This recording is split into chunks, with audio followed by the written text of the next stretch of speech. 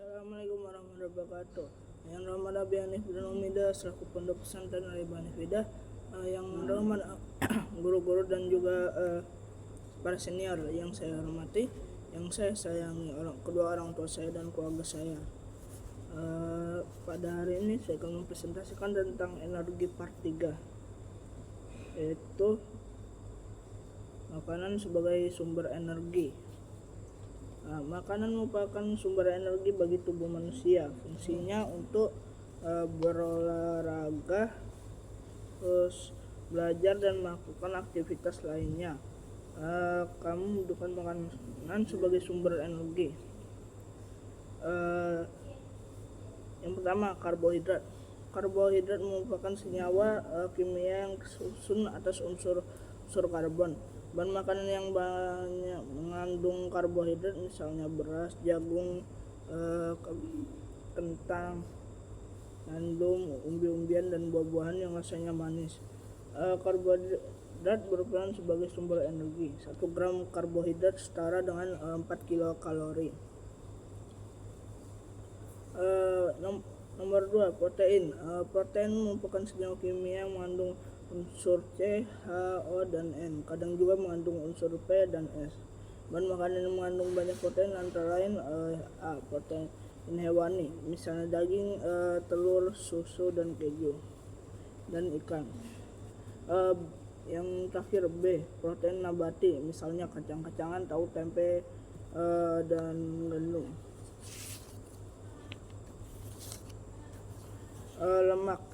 Lemak merupakan senyawa kimia yang mengandung unsur C, H, dan O. Peran lemak untuk menyediakan energi sebesar 9 kalori atau per gram, melarutkan vitamin A, D, E, K, dan menyediakan asam lemak esensial bagi tubuh manusia.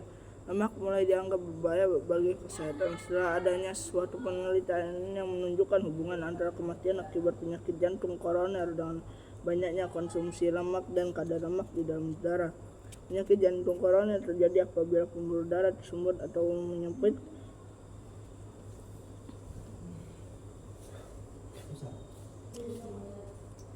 Lanjut. Konsumsi lemak dan kadar lemak di dalam darah. Penyakit jantung koroner terjadi apabila pembuluh darah tersumbat atau menyempit karena endapan lemak yang secara bertahap menumpuk di dinding arteri. Bahan makanan yang mengandung banyak lemak antara lain lemak hewani, keju, susu, daging kuning, telur, daging sapi, daging kambing, daging ayam, dan daging bebek.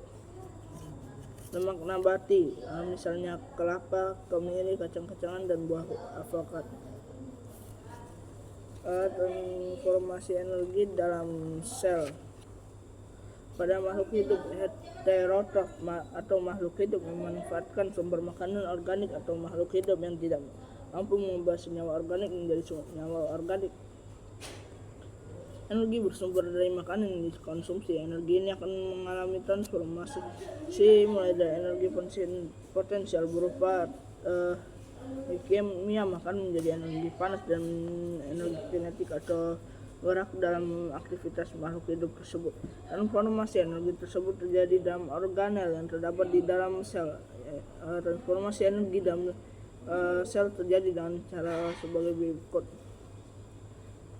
Yang pertama, yang satu, transformasi energi oleh klorofil. Klorofil adalah zat hijau daun yang terdapat dalam organel sel tumbuhan yang disebut kloroplas.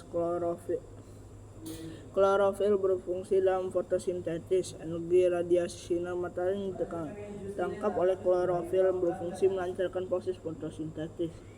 Proses tersebut digunakan untuk mereaksikan CO2 dan H2O menjadi glukosa. Nomor 2, transformasi energi oleh mitokondria. Mitokondria adalah organel yang terdapat di dalam sel yang memiliki peran dalam respirasi sel. Dalam mitokondria, energi kimia digunakan untuk mengubah karbohidrat, protein, dan lemak. Mitokondria banyak terdapat pada sel otot, makhluk hidup, dan sel saraf. Saya kira itu saja. Meskipun saya berada ke sana menjelaskan. Assalamualaikum warahmatullahi wabarakatuh.